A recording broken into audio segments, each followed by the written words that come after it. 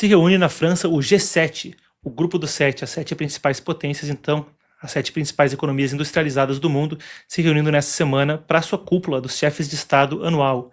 O momento é marcado por conflitos militares, vem nas entrelinhas, de guerra da Ucrânia, um possível, agora, bem, confirmado, acordo quanto ao Irã a ser assinado na sexta-feira, e mais além disso.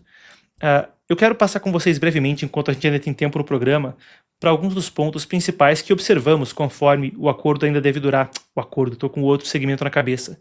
Conforme a cúpula deve durar entre hoje, lá na França agora, 5 horas na frente, já anoitecendo, mas ainda a gente tem os dias principais da cúpula que devem ser amanhã e quarta-feira então.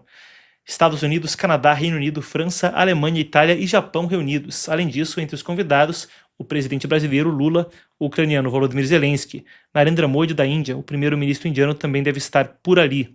A expectativa até é que o foco das discussões pudesse ser a guerra da Ucrânia, conforme Trump disse que ontem teve telefonemas com Putin e Zelensky, mas para além disso se espera muita conversa sobre o Irã e o que fazer nos dias adiante quanto ao cessar-fogo agora então, Trump diz, já em vigor, mas a ser assinado na sexta-feira envolvendo o Irã.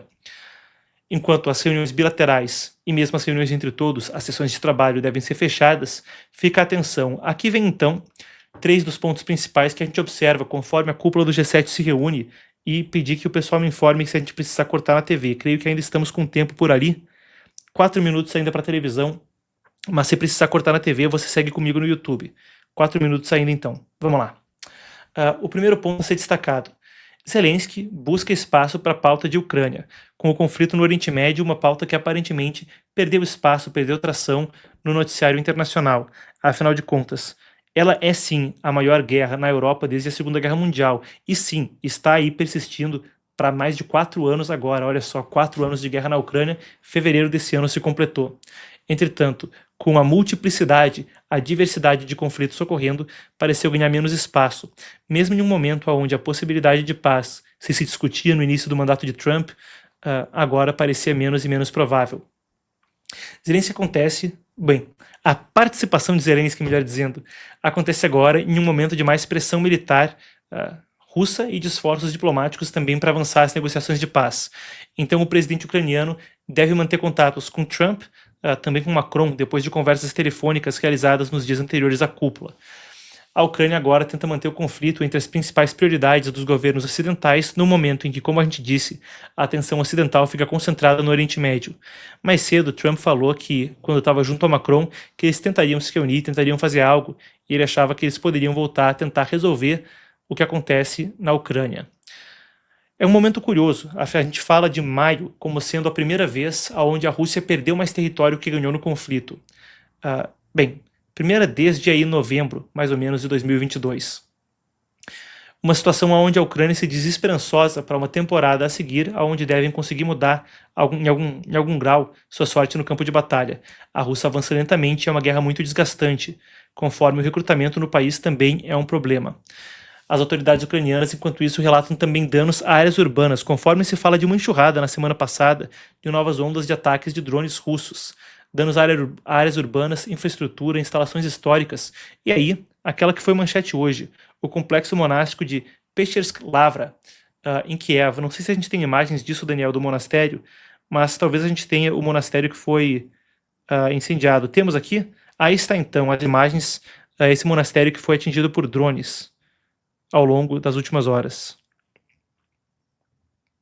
E as imagens, de fato, em meio às ondas de drones são notórias, chocantes, como são as imagens de qualquer guerra. Um cenário aí trágico, com um alvo civil atingido. Bom, esse é um dos pontos, a questão de Zelensky buscando a discussão no G7, mas às margens do G7 existe um outro ponto a ser destacado, um que importa mais pra gente aqui no Brasil. Lula deve buscar contato com Trump, é o que dizem as manchetes. O fato é, ele chegou à França antes do prazo inicialmente previsto e participa da cúpula como convidado, mesma coisa que acontece com Zelensky e também, como eu dizia, com os líderes de Quênia, Índia e Egito. O presidente brasileiro postou nas suas redes sociais o momento em que encontrou o presidente francês Emmanuel Macron, aí ao lado do chanceler brasileiro Mauro Vieira. A gente tem um momento, tem uma fotografia? Aí está então o momento onde os dois se encontram. A ver, é o momento onde Trump manifestou aparentemente apoio a Flávio Bolsonaro e também deu a designação de Comando Vermelho e Primeiro Comando da Capital como organizações terroristas estrangeiras, com uma série de nuances que vale a pena te pontuar. 1. Isso veio após um pedido direto de Flávio Bolsonaro, o senador, claro, também pré-candidato à presidência da República, o que mostraria algum tipo de articulação. 2. Agora é um momento especialmente tenso quando se fala de tarifas e da possibilidade, a depender do que acontece no mês que vem, mas do resultado das decisões de Trump sobre as investigações comerciais americanas sob a seção 301. Para encurtar, existe a possibilidade de revisão de tarifaço para cima. Algo que estaria, claro, na mente de Lula. 3. Tem a disputa eleitoral vindo adiante e Marco Rubio, numa audiência do Congresso recentemente, falou que agora havia governos amigáveis pela região da América Latina a ver o que acontecia nas eleições de Brasil e Colômbia, parafraseando o secretário de Estado. É um contexto no qual Lula pode, então, se encontrar com Trump às margens da cúpula do G7 a ver o que acontece na sequência. Um terceiro ponto, então, conforme a gente falava do G7, Macron tem o desafio de manter Trump na cúpula. Explicar o que eu quero dizer com isso nos seguintes termos. No ano passado, quando tinha também um conflito até análogo no Irã, quando se falava sobre a Operação Martelo da Meia-Noite e o bombardeio a instalações nucleares iranianas em Natanz, Esfahan e Fordow, as três principais para a questão do urânio enriquecido, Trump saiu no meio da cúpula.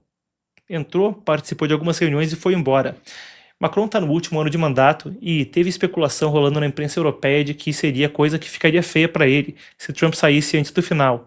Afinal de contas, ele quer ter a postura de um anfitrião de primeira categoria, mesmo no seu último ano de mandato. Aí deve ter um grande jantar na quarta-feira, então a gente observa também, Trump fica até o final ou sai antes, ou ainda fica até o final e depois vai para a Suíça para assinar o acordo, a ver como a coisa acontece.